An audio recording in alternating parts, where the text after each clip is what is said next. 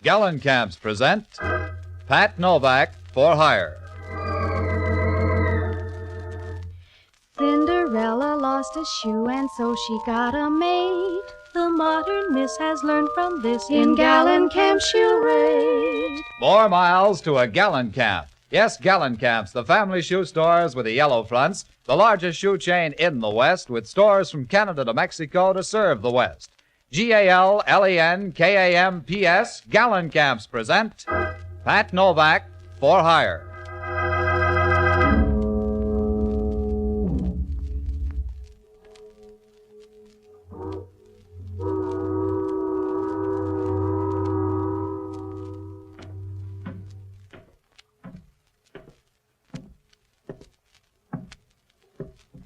Sure, I'm Pat Novak, for hire.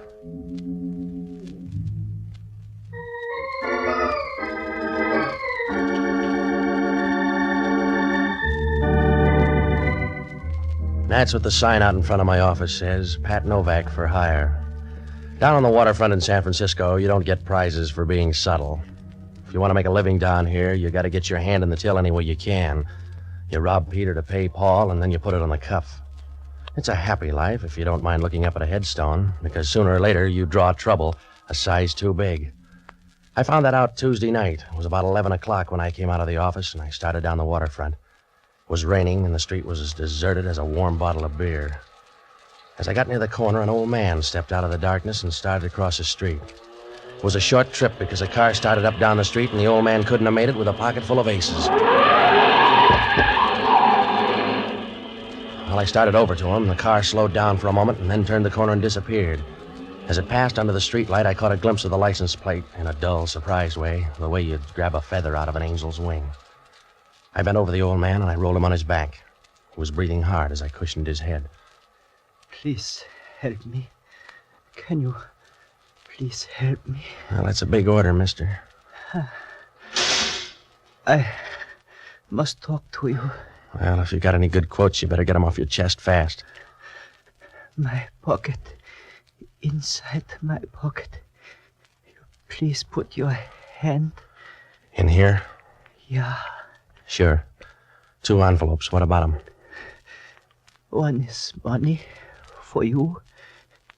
You have the other one. So far. The other one, please keep sealed. And you will give it to John St. John. John St. John? Yeah. Well, where's he live? You don't understand. It's not... I want to tell you. You don't understand. Well, he was right on that one. I didn't understand a thing except he slipped out of my arms and stopped paying taxes. I dragged him over to the side and I went through his stuff. There was nothing there, no identification, just a card with an address on the other side of town. I opened the envelope and $300 tumbled into my breast pocket. The other one was sealed. There was no name on it, but up in the corner there was some kind of marking. It looked like 2 crosses spliced together. There wasn't anything I could do for him except pray, and I owe some back dues, so I went over to my office and called police headquarters. I told them where the old man was, and then I checked in the phone book. There was no John St. John listed. Well, so I looked up the only honest guy I know, an ex-doctor and a boozer by the name of Jocko Madigan. A good guy, but to him, a hangover is the price of being sober. I finally found him singing in a Mason Street bar. Dinky, dinky, Derbyshire, dinky, dinky, day. Jocko, I want to talk to you. Ah, Patsy, you're just in time for the counterpoint. I'm singing a song, a little sentimental thing from my childhood. It'll keep. I got a problem, Jocko. You'll always have a problem, Patsy, because you can't keep out of trouble. You know that, don't you? You have no self-control. Yeah, all right, Jocko. You have no more self-control than a bucket of mercury dumped in a marble staircase. All right, Jocko, check the bright talk. I just saw a guy get killed. You're like some violent disorder in nature, some large but unprofitable storm. You Yeah. keep whirling in circles, Patsy. And if you ever go more than 10 feet in one direction, it's because some woman is 9 feet away. Then Yeah. it begins all over again. Are you all through? Yes, get to the point. That's another of your troubles. You never get to the point. Some old guy was killed down on the Embarcadero. He checked out 50 feet away from me. Who killed him? I don't know. And why do you care? Professional jealousy? Some car came out of nowhere and clipped him. You're sure it wasn't an accident? Yeah, just like the fall of France. Will you stop needling me, Jocko? I told you the guy got killed. He was murdered right in front of me. I gotta find a guy called John St. John. How, St. John? John St. John. I don't feel like vaudeville tonight, Jocko. The old man gave me $300 to deliver a letter. I made him a promise. Well, you can break it now with only the slightest risk. I got the license number of the car. I want you to hop down and look it up. Then check at headquarters to see if the guy's got a record. I don't like policemen. They depress me. Check it. I gotta go out here to this address. Here. Uh-huh. Well, what kind of neighborhood is it? Well, it's not exactly a neighborhood. It's more like an architectural afterthought, a lingering defense against the early California bear. All right. No speeches. Just check on that license plate. Now, if I'm not at my place, try this address here. Yes, that's always very interesting at this time of night. Goodbye, lover.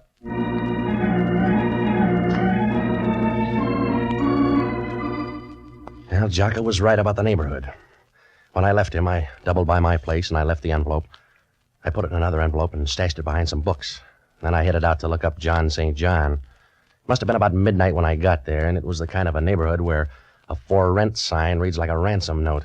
I found the place, though. It was an old rooming house, a third-floor apartment. I knocked at the door, and when she opened it, I knew it was time to wire home for money. If they pick a Miss Blowtorch of 1946, she'll be right up there in the running. A tall, blonde blister with lots of Fahrenheit. She stood there leaning against the door, smiling and looking at you as if you had gold-plated muscles. Gave you a weak feeling where your dinner ought to be. And her voice came right out of the oven. Well, you're out kind of late. Yeah. I'm looking for a guy named John St. John. Oh? Won't you come into my cobweb? Sure. For a spider, you're nice and chubby. Well, a Spider-Man. My name's Lee Norton. You want to write it down?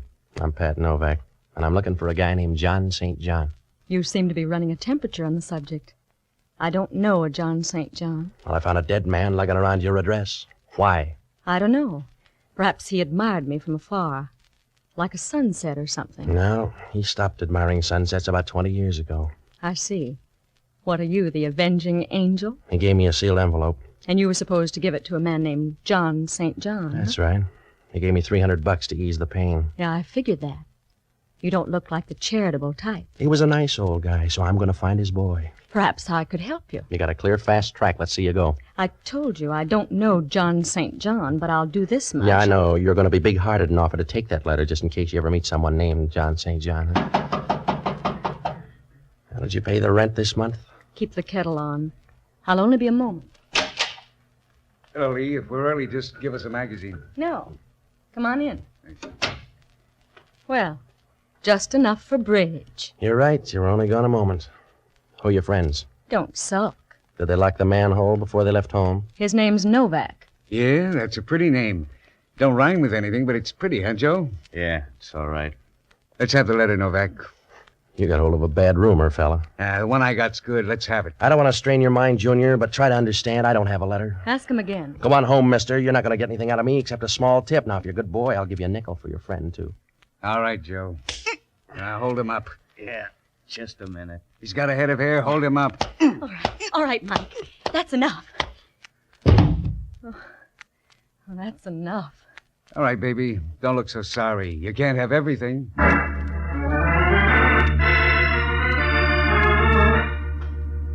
We'll be back to Pat Novak in just a moment. Have you ever worn uncomfortable shoes? Perhaps the size was wrong or the shoe was the wrong shape for your foot. But no matter why, there's nothing more uncomfortable than shoes that don't fit. The more you're on your feet, the more you know it. Gallenkamp specialize in properly fitting shoes for the whole family, right from the toddler's first important step. And Gallenkamp's good shoes are built to give support to active feet. Listen to an authority on shoes. He's Mr. John F. Stahl, 64 years young, a retired postman with a hobby. You guessed it, he likes to walk. He says, I've been on my feet most of my life. Since 1935, when I retired as a letter carrier, I walked 10,000 miles.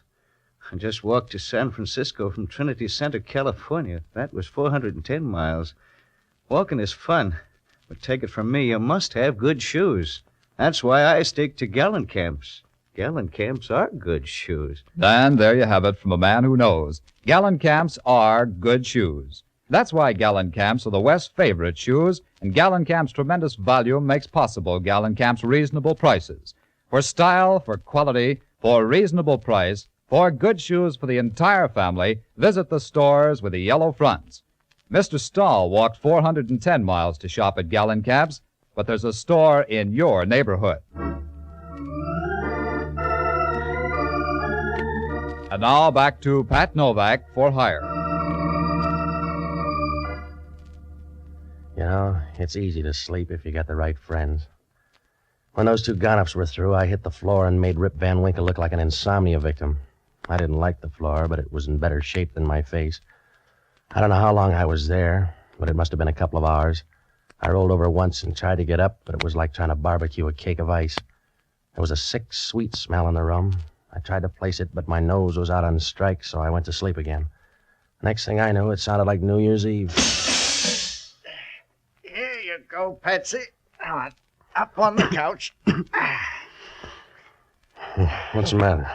Nothing. If you're a kitchen stove, the room's full of gas. Oh, some of my playmates, I guess. Well, you weren't at the apartment, so I tried here. Yeah? What time is it? 2:00. Who got the quaint idea of the gas chamber? A girlfriend. It was love at first sight. Did she get the letter? I left it home. You're getting smart. Yeah, $300 worth. They lifted my dough. Well, you couldn't use it where you were going. I checked on that hit-and-run car. It's listed under the name of Sidney Bronson. Has he got a record? No. Well, everybody's a beginner. Well, let's go home. It'll be dull, but you'll get used to it. Wait till I wash my hands. Sure. Patsy, Yeah? what did your girlfriend look like? Was she the lively type? Yeah. Why? What's the matter? Because she's not anymore. Yeah. Those gunsels play rough. She's kind of pretty. What did she do besides send out vibrations? I don't know. But she knew all about John St. John. Yeah? She picked up a bait like a hungry bass. Also, look at that ring. How did you get around to that? The insignia on it. It's the same one that's on the envelope. Spliced crosses. Let's go home, Patsy. The police will be here. Yeah. Even Hellman will know she's dead. Come on, On your way out the door, Jocko, try it sideways because I think it's blocked. Hello, Novak. You look pale. It's my color scheme. What do you care, Hellman? None. She looks peaceful. Yeah. Be quiet or you'll wake her up. I'll tiptoe. She always cut her throat before she goes to sleep. Who is she, Novak? I don't know. It's awful cozy here for a bunch of perfect strangers. I don't know every dead girl in town, Hellman. You'll have to check. You can still write, can't you, Novak? Huh? That's all you'll need down at headquarters. Come on. Get out of the haze, Hellman. You don't know who's dead yet, but you're going to book somebody. Yeah. What are you doing up here, praising the joint? I came up to find a guy named John St. John. She doesn't look like a guy named John St. John. She was my lead. I came up here to smell out a rat. She had a half Nelson on me when two gunsels walked in. They came up to fix the gas meter, I think. You stay out of this. I'll make every effort. Now, if you're smart, you'll fingerprint this place, Hellman. Those boys were cute. They've been in somebody's jail. I'll handle my job. You stick to murder. It'll go a long way to pin this on me, Hellman. I can go a long way, Novak. Not with what you got to drag. We get a call in the middle of the night, come up here and find you standing over a dead girl. That's right. And you want me to sprinkle powder all over. Back up and take a better look, Novak. The view's fine, Hellman. And if you'll take a good look, you'll know why. You haven't got anything to give the DA except a slim lead and a fat hand. You're going to need help. Not on this one. You need help to find the street. Come on back to center, Hellman. Even with both hands, you couldn't... Yeah. Oh, forget it. So take the medicine like a good boy. I'm not going to walk out and let the two of you tour the town. I'm going to book one or both of you on a murder charge. All right. Book Jocko here, then. I love you in a generous mood. You got a string, then, Hellman. Somebody's got to find John St. John. Who's going to find Jocko? Stop worrying, I'll bail you out. You haven't got the right size heart, Novak. You'll let him die on the vine. Helm, sometimes you're guilty of unexpected wisdom. I know it's reflex action, but it's consoling anyway. I want you, Novak. I want you bad. I'll take this guy as a down payment, but I'm going to close out with you. Remember that. I will. All right. Come on, mister. Wait a minute. Patsy, you're not going to let him lug me off like this? What else can I do? The guy likes you.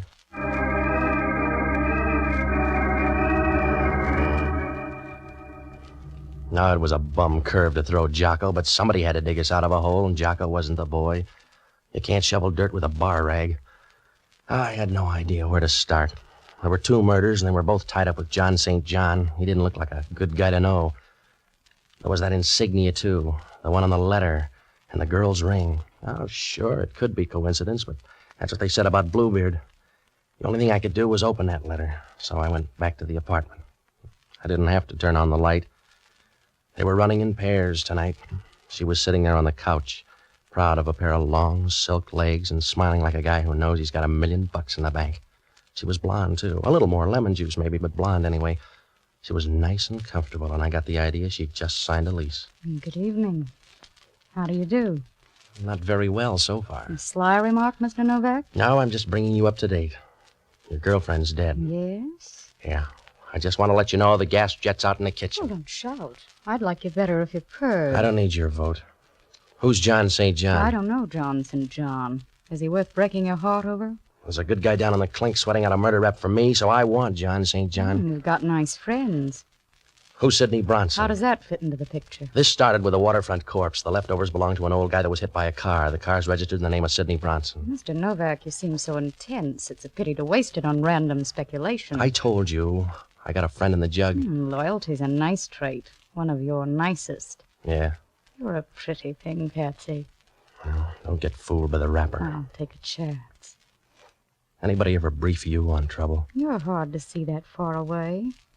Come on over into focus, Patsy. Yeah. You're pretty, Patsy. You look like you want to bill a sale. I'm the gentle kind, Novak. I'd just like to break your ribs. Go ahead. I can get a brace. Come here. Mr. Novak, I'll bet you do a swell rumba. Yeah? What's on your mind? What you're going to say when you find out about this gun. Huh? That's right, sweetheart. My finger isn't hollow. Back up and take a look at the gun. Oh. You got to that purse, huh? That's right. Well, you've ruined my confidence. And I'll give you a testimonial. In the meantime, I want the letter. You go after everything the same way. I want the letter. Well, it's in the desk. Come on. Right here in the top drawer. Oh, let go. Stay away from me. I'm already here, lady. Come on, all right. Drop the gun, sis. Drop it. Well, you can let go of my arms now. Well, that's your version. Let go of me. Let go of me. What was that for? A little something on the house. Now beat it. Well, you've ruined my confidence. You're lucky. Go on home. You won't change your mind about that letter? No. Suit yourself. I'll be going. Oh, Patsy. Yeah? I can't help you on John St. John, but I wouldn't worry about that fella, Sidney Bronson. Huh? Why? Because I'm Sidney Bronson. See you soon.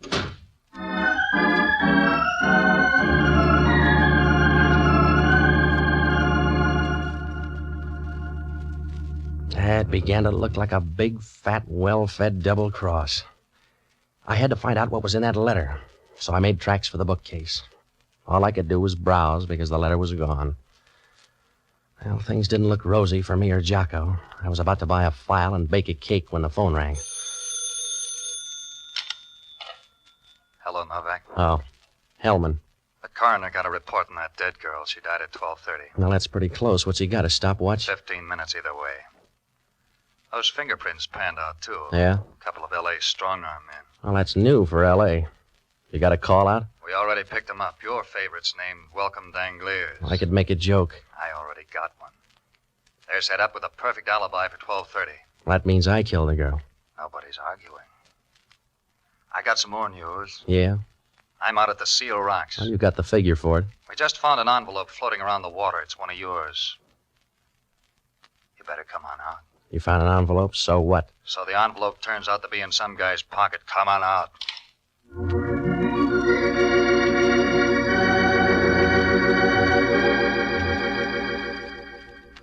Well, that only meant one thing. Whoever took the envelope out of my place got popular. It was getting late, so I grabbed a cab and rode out to the beach. When I got there, Hellman was standing down near the water. He had Jocko with him. The surf was rolling in, and Jocko wasn't much better.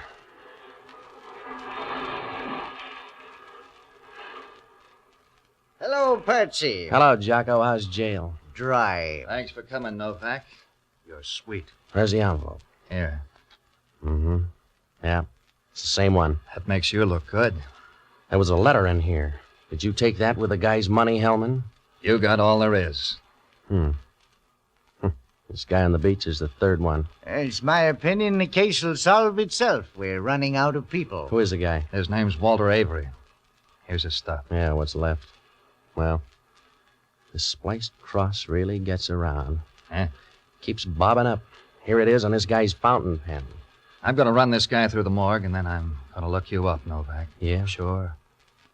We want you down with us. That's right. I'll introduce you to all the best people. Good night, lover.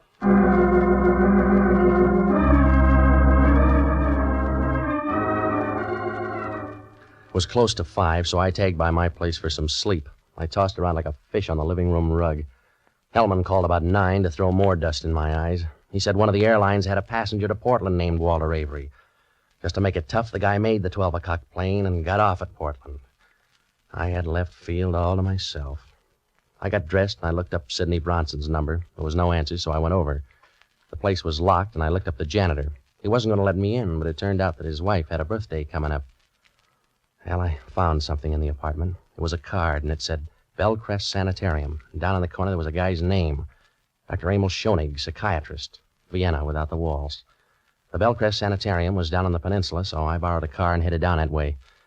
Everything was fine until I got in the front door. They didn't even let me register.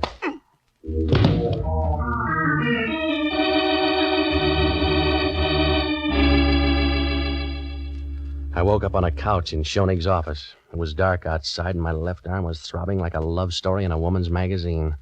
The radiator sitting beside me was Sidney. You're a deep sleeper. I think I got some help. What happened to my arm? Hypodermic. You only need one arm anyway. In your case, I need a spare. Who did it? Dr. Schoenig. Oh, he's a darling boy. Where is he? Out on the phone trying to figure out what to do with you? What's that make me, a patient? That's one way of putting it. You made things easy. We were coming to you for the letter. Do you want to try that over again? We were on our way when you stumbled in. You're wrong, Sid. Somebody's given you a fast pitch. That letter was gone when you were up at my place. I don't want a bum rib, Patsy. I want that letter.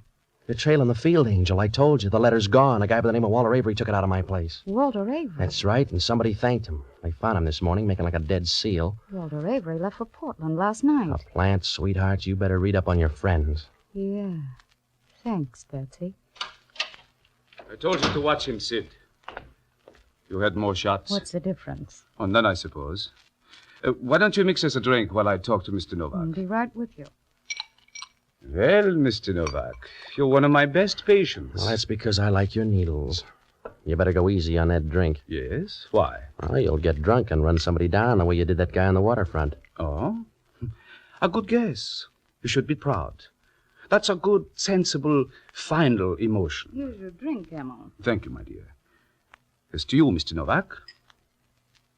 Sorry, there's no drink for you, Mr. Novak. You probably will be. Huh? Forget it. Emma, I talked to Mr. Novak before you came in.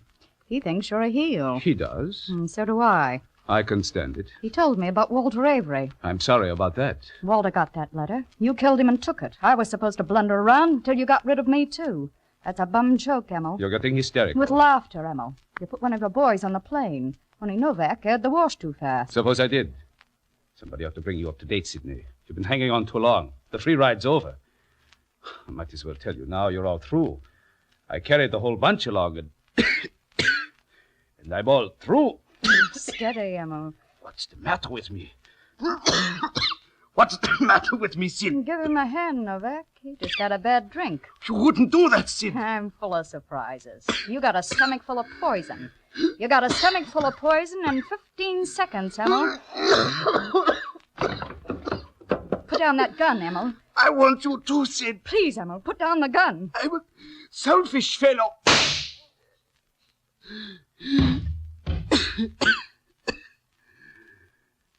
This happens kind of fast for you, fellow.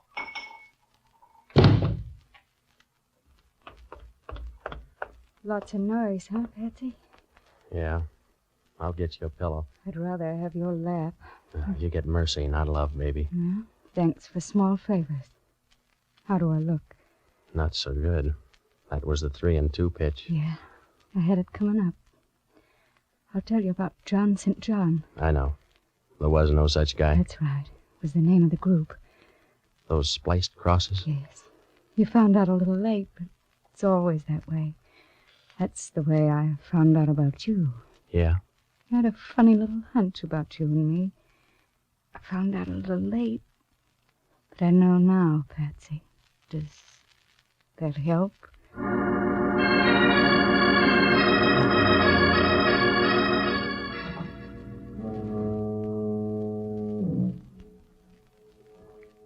Well, John St. John was the name of an organization buying and selling government information.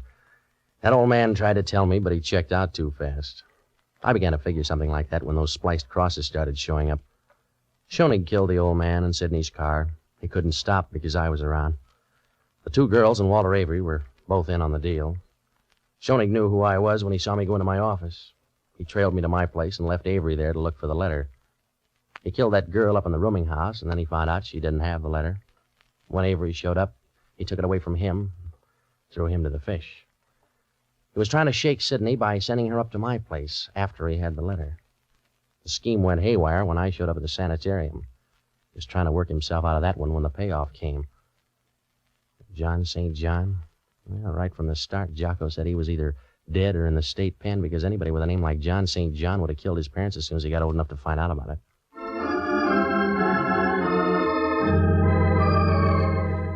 We'll return in a moment to find out what bothered Inspector Hellman. But now it's Cinderella time. Cinderella lost a shoe and so she got a maid. The modern miss has learned from this. In Gallencamp she'll rate. A pretty face, a graceful figure, lovely shoes. That's a combination that no man can resist.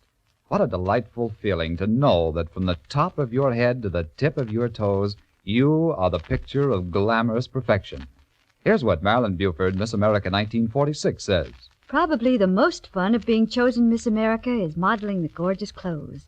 What girl wouldn't be thrilled to select costume after costume from a collection of America's leading designers?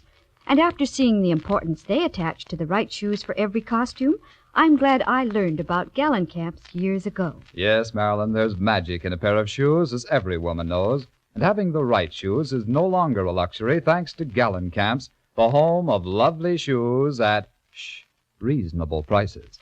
And that's why Miss America's favorite store is the favorite store of America's misses. Cinderella lost a shoe and so she got a maid. The modern miss has learned from this. In Gallencamp she'll rate. And now back to Pat Novak. No, it worked out all right. They found the letter out at Schoenig's place, and there were some plans for jet planes and a few other trifles. Hellman asked only one question. How come Schoenig didn't kill me before I could talk to the girl? It's always that way with a guy who commits murder. Either he goes too far or he doesn't go far enough.